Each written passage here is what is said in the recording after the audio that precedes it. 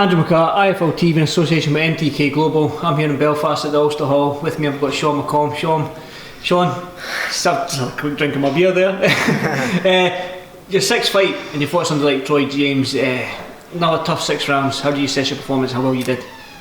Yeah, I stuck to my task, which was the most important thing. I got the win, a good points victory.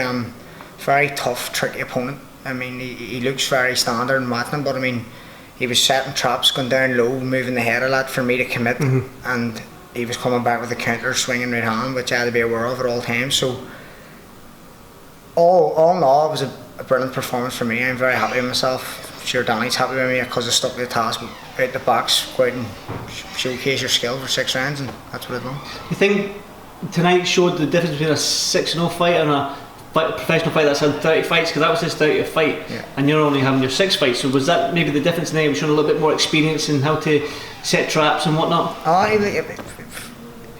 He was, I wouldn't say he was, I don't know, he was very experienced in his defence. He knew how to defend, he knew how to survive a fight, so I wasn't going to get carried away and run about looking knockout to have a knockout over Troy James. I don't give a fuck who or what he is. If I win the fight, that's it. So my tactics were go out and win the 6 rounds, every round win the 6 rounds, don't get hit, don't give away anything stupid. In saying that, I landed some very clean punches, and Troy was very good at surviving them. He knew how to escape any more punches landing after that, and you have to give him credit for it. What's next for you then, Sean? I mean, you had Sultan Zablo, who was no mug in your 5th fight, Troy James in your 6th fight. Was it world title in your 7th fight? What's going on? Give me it and I'll take it. any world champion out there that's stupid enough to give me an opportunity, fire away, I'll take it in 2 seconds. Realistically, I believe now, there's come on ahead, you're all good. Thank you very much, Troy. Gentleman. Top lad. Thank you very Top much. lad. Good fight. Gonna go far, man. Gonna go far. Great boxer. Yes, thank you very much. Take care. All the best, lad. Yeah. I'll see you later, lad. Safe home.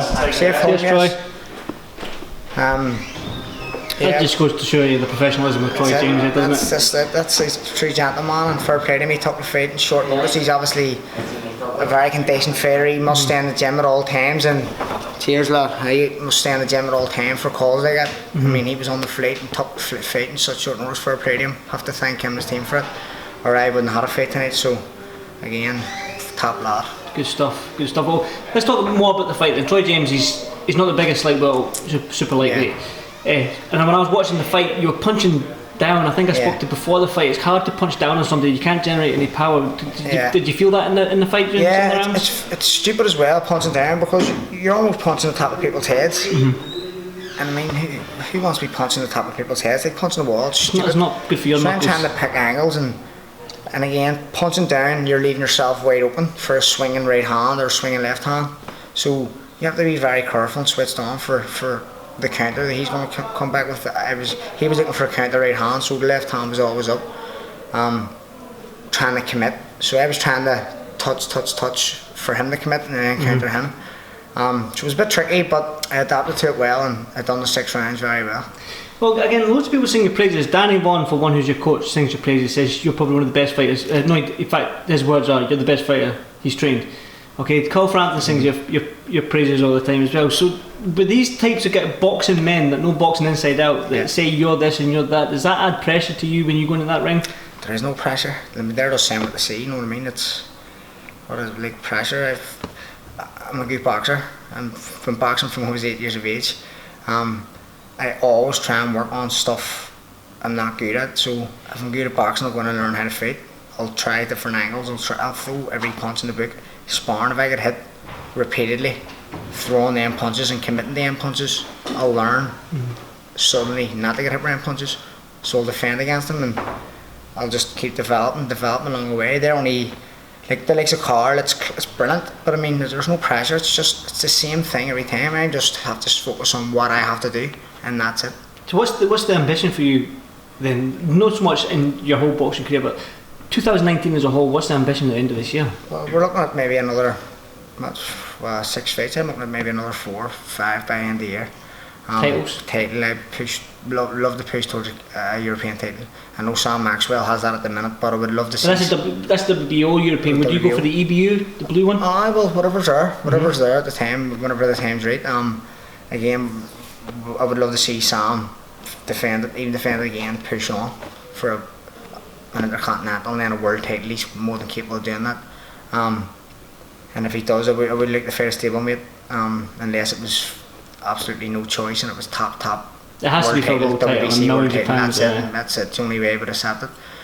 So hopefully Sam can maybe vacate the WBO. Here's a question for you. Go ahead. Hit me with. Who would you rather fight, Sam Maxwell or TYRONE McKENNA? Fuck, that's a tough question. And go on. He has to answer. I have to answer. He has to answer. Right, here we go. And the reason why. Right, I'm gonna give it. Fuck it, I don't give a fuck. Right? You would rather fight Sam or... I would rather fight Tyrone in Belfast for a world title. WBC. Both is Millions of pounds. 50-50 pat, couple of million each. That's brilliant. And That's the only way. I'll make you a deal, Tyrone. If it ever happens, I have to stand toe to toe with you for the full 12 rounds. I'm not allowed to move. That's a promise. That's it. So what's it got? 12 foot by 12 foot ring? 12 feet. Fuck it, throw fucking cardboard boxing and we'll start that. Throw telephone boxing. We'll go toe to toe. And we'll settle do that. We'll walk away and we'll have a pint after it and maybe get arrested or something. Well, that's what you're the public nuisance. Nuisance. So the rest is on the cards. That's it. Well, I can't let you go without talking on Sam. We've just spoke about briefly there, but I just wanted your thoughts and your reaction to his win at the weekend there. I was sitting on the edge of the settee in the house going, what have you done? Because I've watched him for weeks and weeks and weeks on end in the gym and he's sparring out of his skin, he hits like a horse and he switched off a couple of times and if right away he went in, switched off, your man came even back straight and got caught again. And see from there, you're climbing a mountain because your fucking legs are gone, you're tired, like once you get hit in the chin, your legs are gone. So you've about 4 rounds to recover. Now in 4 rounds he recovered. So he was winning them, well, he was just nicking them. So he was winning them, but again, it's not Sam Maxwell because he was winning the rounds but don't forget, he was winning them rounds with seriously tired legs. It's like wearing lead boots or fucking cement in your feet for the next 5 or 6 rounds. So it took him to get over that tiredness and heaviness within your legs. And when he done that, then you started seeing him picking that right hand a bit faster, a bit more sharper. And again, switched off in the last, caught. And to be fair, I thought it was level at that stage and he was losing the last. So he was going to lose the fight in my eyes. And out of nowhere, bang, Sam Maxwell power comes, wallop, right hand. It hit him in the neck. Fuck me, he's still over. The fella he's fighting still over. So, the later form. What was your reaction like? My reaction was just, I couldn't shout because I was in my brother's house and his kids were sleeping and I was like, and he was like, he's going, it was buzzing. Yeah, it was good, it was definitely good. From especially after his first fight being called off and he was ready to go and then he was ready to go for a second fight and then change of opponents and Sam isn't like me. I don't care about anything. If you change my opponent an hour before, I'd beat him no sweat. Sam's a wee bit more, he likes to think a bit more of me. I don't give a fuck who you put in the ring with me, I'd fight him. Or Sam overthinks a wee bit more of me. Sam likes to analyse his opponent. So he had had his tactics down the T with Danny and he was ready to go, bang, change my opponent, stay in there. And he was very confident he was going to win. But it's just the tactics that he just went over his head, visualised maybe hundreds of times and just all gone out the window. But again, European champion. Well, the gym's flying at the moment, Danny's gym. With you, Tyrone, Paddy. Obviously Paddy lost a couple of weeks back in New York, but just as a whole, the whole sort of vibe around the gym is buzzing at the moment, isn't it? Oh, it's powerful. Like we're like a family, you know what I mean? That's what we're like. We're as close, we all live together, we cook together, we eat together. Paddy doesn't cook. You cook. Well, me and Tyrone cook. Paddy eats all the food. Faculty eats my food, Tyrone's food, Sam's food. We're all starving. I'm moving down to featherweight. I call Paddy moving up to the fucking welterweight. So that's Paddy does eat. That's why he went up the bantamweight. Oh, that's exactly it. Fat cunt. And you got a little thing in the nose anyway. Get him back down to flyweight or light flyweight, whatever it may be, his decisions may be. But very unfortunate for him. But again, it's a kick up a hole he needs. So fuck it, he's back. He'll be back again. I'm telling you now, he'll be back bigger, better, and stronger. He'll be back till the good Paddy Barnes you remember from the amateur days. Good stuff. Well, I won't keep you much longer. You've been up the ring for 20 minutes and you've still got your hand wrapped, so I'll let you go. Yes, Thanks for this fight from TV. lad. Cheers, Sean. Thank you, bud.